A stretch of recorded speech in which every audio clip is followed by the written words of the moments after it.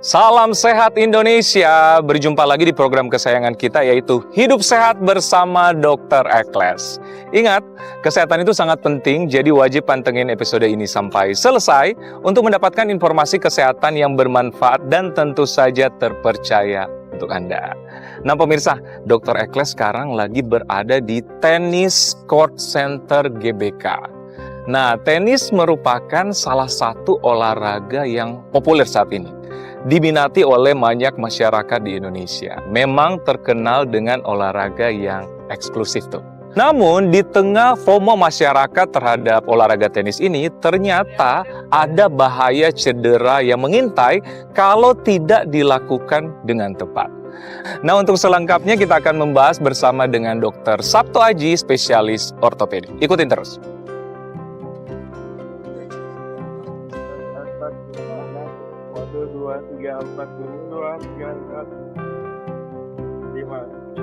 Oke, cukup pemanasannya.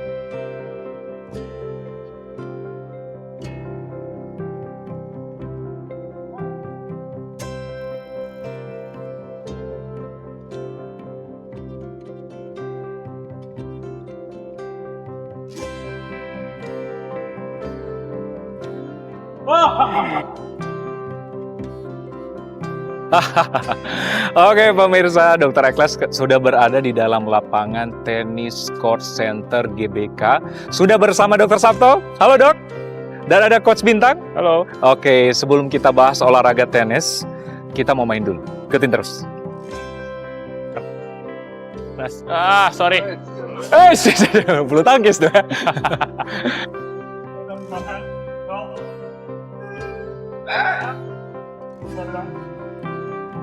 Oke pemirsa, tadi sudah selesai coaching. Wah, ala-ala coaching nih. Dr. Ekles baru pertama kali nih main sebenarnya. Bersama Coach Bintang. Apa kabar Coach? Gimana permainan Dr. Ekles tadi? Bisa nggak?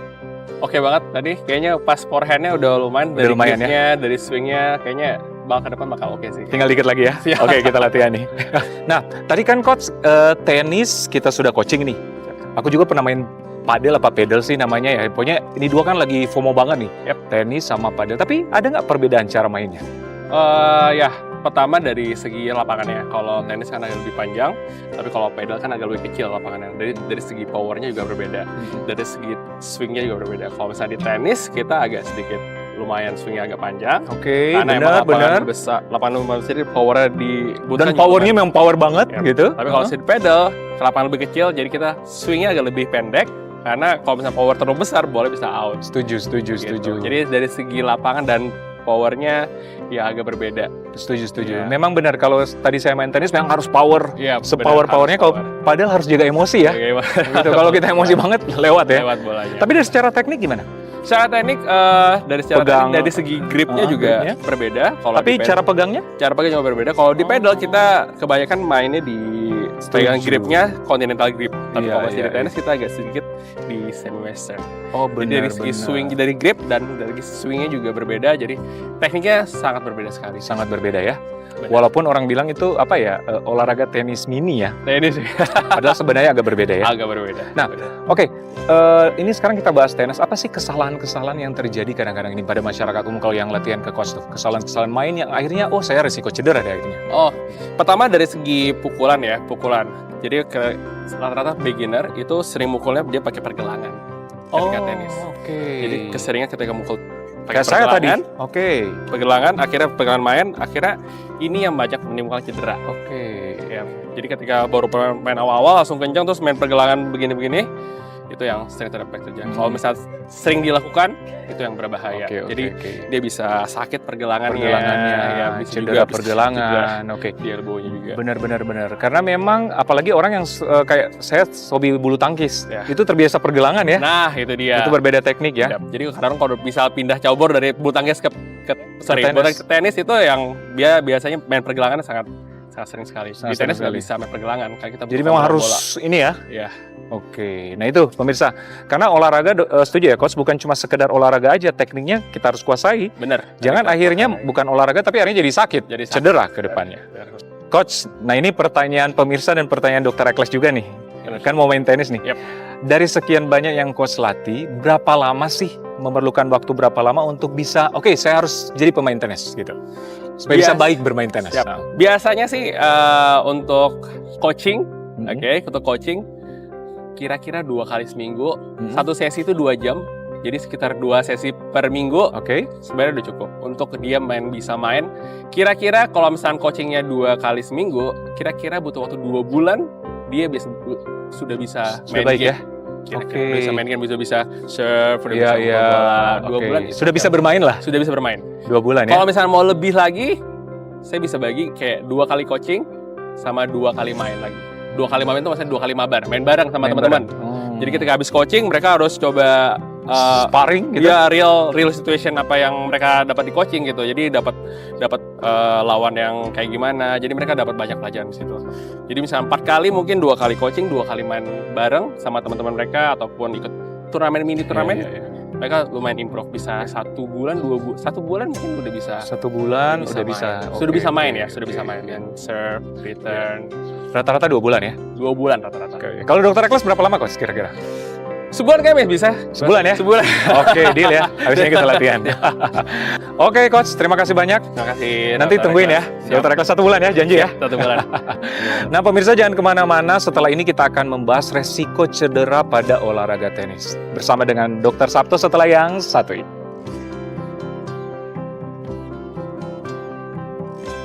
Pemirsa, siapa sih di sini yang rajin tenis? Olahraga tenis memang sangat menyehatkan karena melibatkan semua organ tubuh kita, termasuk kaki dan tangan tentunya untuk mengayuh raket saat mengendalikan bola di lapangan. Meningkatnya tren olahraga kardio ini di kalangan masyarakat juga ternyata menambah jumlah keluhan yang datang ke fasilitas kesehatan akibat cedera. Salah satunya nyeri siku atau yang kita kenal sebagai tennis elbow. Namun meski sudah merasa nyeri hebat di area lengan yang menjalar hingga rasa terbakar, kadang diabaikan akibat pemahaman yang salah dalam menangani cedera. Di Hidup Sehat bersama Dr. Ekles kali ini, Dr. Sabto Aji Harjosworo, spesialis bedah ortopedi akan menjelaskannya untuk Anda sesaat lagi. Oke pemirsa, kembali lagi di Hidup Sehat bersama Dr. Ekles. Nah, kali ini saya tidak sendiri, saya sudah bersama dengan Dr. Sabto Aji, spesialis ortopedi. Apa kabar dokter? Aku baik. Baik ya. Dokter, kita kan lagi ada di tenis nih, lagi siap main tenis nih kita kayaknya. Kita latihan bareng. Kita latihan bareng ya. Nah, ini kan olahraga tenis nih lagi salah satu olahraga yang populer nih saat ini ya. Tapi kadang-kadang saking FOMO-nya masyarakat tidak tahu resiko-resiko cedera yang terjadi ya. Bener. Iya kan? Bener banget. Nah, mungkin bisa disampaikan ke masyarakat apa sih jenis-jenis cedera pada tenis ini yang bisa terjadi? Jadi secara garis besar kita bisa membagi cedera olahraga itu menjadi 2, dok. Pertama cedera akut yang sifatnya mendadak gitu ya. Ada kelainan fisik yang langsung bisa dikenali jenis cederanya. Misalnya kesleo. Kaki kita kesleo, terus pergelangan kakinya menjadi bengkak dan sakit. Atau ada gerakan berputar sehingga urat di dalam lututnya itu putus. Atau yang lebih ekstrim lagi sampai jatuh dan patah tulangnya. Jadi itu yang sifatnya akut. Yang kedua adalah yang sifatnya kronis dok. Jadi yang sifatnya pelan-pelan, terus pada fase tertentu dia menyebabkan yang sakit yang hebat. Itu biasanya karena overuse dok. Karena terus menerus latihannya, terus bebannya berlebihan, jadi sifatnya overuse, gitu dok. Nah dari cedera itu yang paling sering yang saya temui di klinik adalah tennis elbow. Tennis elbow. Tennis elbow dok. Iya. Tapi memang itu yang paling terkenal ya. Iya. Tapi sebelum itu kita membahas tennis elbow ini, apa sih penyebab cedera-cedera ini biasanya? Nah, secara garis besar cedera itu banyak faktornya. Yang paling sering yang dialami adalah karena kurangnya pemanasan. Setuju. Dan yang kedua, sering kan datang ke lapangan udah telat, terus kita langsung Main-main aja gitu. Langsung main aja. Dan yang sering dilupakan juga adalah cooling down, proses pendinginan. Oke. Itu yang sering terlewati. Yang berikutnya lagi adalah karena kita tidak melakukan olahraga yang sifatnya menunjang. Kalau kita senang tenis, maka kita harus memperkuat bagian-bagian tertentu untuk bisa membuat latihan tenis kita menjadi efektif dan bermanfaat, bukannya malah cedera. Yang berikutnya lagi mungkin karena kurang minum. Dehidrasi juga salah satu faktor kenapa bisa sampai cedera. Dan yang mungkin terakhir emang karena lagi sial aja, terus akhirnya karena jatuh, akhirnya dia cedera. Bisa cedera ya. Nah ini perlu diperhatikan masyarakat Indonesia, apapun olahraga ya, termasuk tenis harus ada pemanasan Pemanasan. dan pendinginan. Karena kita kadang-kadang langsung olahraga inti ya, mau Benar. langsung ke intinya. Padahal penting banget untuk pemanasan dan pendinginan ya.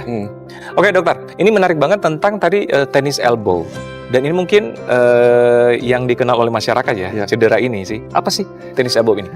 Ada orang yang tahu namanya tapi nggak tahu gejalanya apa. Ada yang orang sudah merasakan tapi nggak tahu itu apa gitu. Setuju. Biasanya gitu dok. Jadi yang dirasakan oleh si pasien itu biasanya nyeri pada siku dok, sisi yang luar ini dok. Gejalanya sifatnya yang paling utama itu sakit. Yang kedua mungkin sakitnya itu bisa menjalar sampai ke pergelangan karena sebetulnya yang cedera adalah otot yang menggerakkan supaya tangan kita bisa naik ke atas seperti ini atau berputar. Yang berikutnya lagi mungkin seperti terbakar pada sikunya. Terus yang berikutnya lagi mungkin sampai dirasakan adanya kelemahan Oke. pada lengannya atau sikunya itu. Ya, iya. Gitu dok. Pada sisi tangan yang kuat berarti ya. Jadi sisi dominan yang memang digunakan untuk melakukan aktivitas. Oke. Nah itu mungkin kalau pemirsa ada gejala-gejala itu mungkin salah satu pemirsa apalagi yang penggemar tenis Ya. mungkin terjadi cedera tenis elbow ya. Betul. Bisa Jadi jadi, ya. biasanya mungkin hari ini latihan terus besoknya tiba-tiba kok siku saya sakit ya gitu ya. Terus kalau ditekan sakit atau bahkan pada melakukan gerakan misalnya kalau kita ngambil gayung air mandi gitu itu terasa sakit, Terasa sakit. atau menggenggam sesuatu juga jadi sakit. Misalnya kita menjabat tangan seseorang Itu pun kok sakit. jadi sakit gitu. Itu bisa jadi gejalanya ya. Bisa jadi gejalanya seperti itu. Nah dokter, ini kan tadi tenis elbow daerah sini ya. Hmm. Tapi mungkin ini kan jenis cedera ya berarti ya. Tapi apa membedakan dengan yang nyeri-nyeri otot biasa tuh habis olahraga? Jadi sebetulnya dua-duanya otot yang mengalami masalah, cuman beda letaknya aja. Kalau letaknya di tempat nempelnya di tulang, misalnya di siku atau di pergelangan tangan, itu biasanya uratnya yang bermasalah. Tapi kalau kemudian sepanjang lengan, biasanya otot yang bermasalah. Oke. Masalahnya biasanya yang paling sering kalau otot itu kram. Kram ya. Gitu. Kram Tapi otot ya. dia akan menghilang ketika sudah di stretching atau mengalami rehidrasi. Tapi kalau nyeri pada siku, tenis elbow itu biasanya sifatnya menetap terus, dok. Walaupun sudah ditangani dengan cara diregangkan, kita cukup dengan cairan, tapi dia tetap menetap. Oh oke. Jadi nyerinya lebih menetap lama itu yang Ya. membedakan ya. Ya, betul. Oke, bisa berapa hari ya? Yang kalau ini kan biasanya 2 hari 3 hari udah bisa beraktivitas. Ya, biasanya langsung terasa, kemudian ada eskalasi meningkat sekitar 2-3 hari. Habis itu menurun, tapi masih tetap terasa. Tetap terasanya nggak hilang 100%. Ingat, jadi dia sifatnya menetap. Apalagi kalau kemudian yang sering terjadi adalah tetap tidak diistirahatkan dan nyerinya itu akan terus Bertambah dan menetap. tetap main tenis aja. Apalagi sampai tetap melakukan tenis. Oke. Nah ini menjadi perhatian untuk masyarakat di rumah, apalagi yang penggemar tenis nih. Ya. Udah tahu nyeri siku udah lama, udah 3 hari 4 hari, tapi tetap aja main tenis. Jadi mungkin harus diperiksakan dulu ya. Soalnya ada mitos juga, dok. Jadi kalau kita sakit itu justru kita harus digerakkan Harus bergerak gitu. Tetap bergerak, otot yang cedera itu termasuk tenis dengan anggapan dengan melakukan itu maka nyerinya akan hilang. Nah itu mitos yang salah sebetulnya. Malah lebih memperparah. Malah karena sebetulnya kata kuncinya adalah istirahat. Bagian sakit harus diistirahatkan. Setuju banget. Nah ini yang perlu diperhatikan masyarakat di rumah. Nah menyambung hal ini ada fakta mitos nih yang lucu nih. Katanya kalau nyeri siku itu kan karena katanya salah urat ya. Ya. Itu harus diurut. Fakta Nah. atau mitos? Jadi itu benar-benar sesuatu yang salah. Mitos ya. Mitos banget, dok. Oke. Jadi sebetulnya dia harusnya diistirahatkan. Jadi ada nama metodenya untuk penanganan awal, dok. Kalau misalnya sakit gitu, namanya PRICE, singkatannya PRICE, PRICE. P itu dari kata protection. Justru harus bagian yang sakit itu harus dilindungi. Misalnya saja dengan dibebat atau pakai deker yang buat siku. Kemudian justru yang sikunya ini dikunci supaya tidak ada gerakan seperti ini. Karena dengan gerakan seperti ini dia akan menggerakkan otot yang cedera. Makanya itu harus dilindungi. Terus R-nya itu dari kata rest, diistirahatkan gitu. Jangan dipakai dulu deh kalau lagi sakit. Apalagi dipaksakan dengan suatu gerakan yang berat gitu. Justru harus diistirahatkan. Yang kedua adalah katanya dari kata ice, dikompres dengan sesuatu yang dingin, Dok. Oke. Setiap 2 jam selama 15 menit. Ya. Terus C itu dikompres dibebat, compression, dibebat. Kemudian E itu elevation. Jadi kalau kita lagi istirahat itu letak tangan kita ditinggikan. Jadi kalau diurut itu sesuatu yang menurut saya salah, berlawanan dengan kata diistirahatkan. Diistirahatkan. Ya. Jadi yang paling penting adalah jangan diurut. Jangan diurut. Harus diistirahatkan karena sebenarnya kita ada mekanisme penyembuhan sendiri sebenarnya. Betul. Ya. Dengan istirahat sel-sel akan sembuh sendiri, jaringan ya kan. Proses penyembuhan itu baru berjalan kalau diistirahatkan. Setuju banget. Nah pemirsa, masih banyak pembahasan mengenai cedera tenis elbow, apalagi yang kalian penyuka olahraga tenis. Saksikan setelah yang satu ini. Pemirsa, kembali lagi di Hidup Sehat bersama Dr. Ekles. Masih bersama Dr. Sabto, kita masih membahas tenis, apalagi yang cedera elbow nih, yang paling sering ya. Nah, tadi kan bilang diurut. Nah, sekarang tuh banyak masyarakat, kasih balsem aja, atau kasih minyak hangat. Itu bisa nggak, Dok? Ya, 2 hal yang masih sering ditemukan di masyarakat. Satu diurut, yang satunya lagi dikasih sesuatu yang menghangatkan. Dikasih parem kocok lah, atau apalah yang sifatnya menghangatkan. Nah, itu juga sesuatu yang salah, karena dia akan menambah bengkak dan nyerinya, gitu. Jadi yang paling tepat sebetulnya adalah justru dikompres. Itu tadi yang... Kompresnya juga ada caranya, jadi si esnya itu jangan langsung terkena kulit, karena dia akan melukai kulitnya. Oke. Jadi harus dialas, kemudian baru dikompres. Dan nggak boleh tisu gitu ya? Iya, atau anduk ya, yang tidak terlalu tebal, sehingga tidak langsung esnya itu kena tidak langsung ke kulit. Ya. Terus yang kedua juga ada caranya, ternyata nggak boleh lama-lama dikompres. Kita cuma punya waktu 15-20 menit untuk kompresnya, dan diselang setiap 2 jam. Dan itu pun hanya bisa di 2 hari pertama setelah cedera. Jadi setelah itu baru kita boleh mengganti ke sesuatu yang hangat gitu. Ya. Nah, jadi penggunaan parem kocok, mudah-mudahan dengan acara ini tidak lagi orang menggunakan sesuatu yang hangat untuk kasus yang sifatnya akut tadi. Jadi pemirsa, tidak bisa diurut, tidak bisa malah sesuatu yang hangat kayak balsem ataupun hangat-hangat menyangat, malah harus kompres dingin. Tapi harus ada perantara ya, tidak langsung ke kulit. Ini mungkin yang menjadi pertanyaan masyarakat di rumah. Kapan kita harus ke dokter? Siap. Jadi yang pertama, setelah terjadi penanganan yang oleh kita dengan metode Price tadi 2-3 hari kok masih terasa sakit ya. Jadi sebaiknya kita ketemui dokter. Atau sakitnya emang sakit banget. Jadi sudah tidak tertahankan, yang mengganggu kualitas hidup. Mau tidur jadi susah karena sakitnya, mau bekerja tidak bisa karena sakitnya. Jadi kita bisa langsung ketemu dokternya supaya bisa diketahui masalahnya sebetulnya apa sih, dan bisa langsung ditangani untuk mengurangi sakitnya, bahkan untuk mengobati masalahnya. Oke, jadi yang paling penting kalau nyeri tidak hilang 2-3 hari harus ke dokter. Ya. Atau kalau nyeri banget harus sampai mengganggu kualitas hidup, harus segera ke dokter. Nah, ini perhatian juga pemirsa di rumah, apalagi yang penggemar tenis nih. Ya. Oke, dokter, terakhir nih, tips bagi masyarakat di rumah, apalagi yang sedang main tenis nih, supaya tidak berisiko cedera. Silakan, dokter. Message-nya yang pertama, tetaplah berolahraga gitu ya, Dok ya. Setuju. Jadi kalau kita mau hidup sehat tuh, kita nggak cukup makan yang bergizi, tidur yang cukup, tapi kita butuh aktivitas yang namanya olahraga. Jadi tetaplah olahraga apapun yang disukai. Tapi kemudian persiapkanlah diri untuk ketika melakukan olahraga tersebut. Jadi fase-fasenya harus kita lewati dulu. Kalau memang harus pemanasan dulu. Kalau kemudian harus cooling down.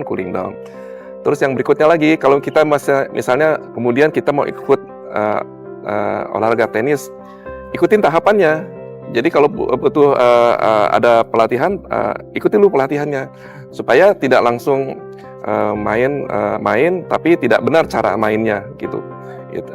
Dengan teknik yang memukul yang baik, pemilihan raket yang tepat, itu juga sangat berpengaruh untuk mencegah terjadinya cedera. Oke. Jadi lakukanlah olahraga dengan benar. Setuju ya, Dok? Ya. Bukan cuma sekedar olahraga aja. Oke, saya berolahraga, tapi kalau tidak dilakukan benar, bukan sehat ya. Malah akan menimbulkan efek-efek. Masalah. Jadi kalau tujuan olahraga adalah mencari sehat dan bugar, itu yang kita cari dalam berolahraga. Bukan malah mendapatkan masalah karena selanjutnya seperti karena cedera. Justru karena olahraga. Oke, terima kasih dokter. Informasinya sangat bermanfaat, sehat selalu. Nanti Saya kita juga main terima tenis ya kasih. dokter ya. Siap. Oke pemirsa, tidak terasa setengah jam kita sudah bersama Anda. Tetap saksikan Hidup Sehat bersama Dr. Eklas setiap Jumat untuk mendapatkan informasi kesehatan yang bermanfaat dan tentu saja terpercaya untuk Anda. Hanya di TV One. Indonesia, hidup sehat.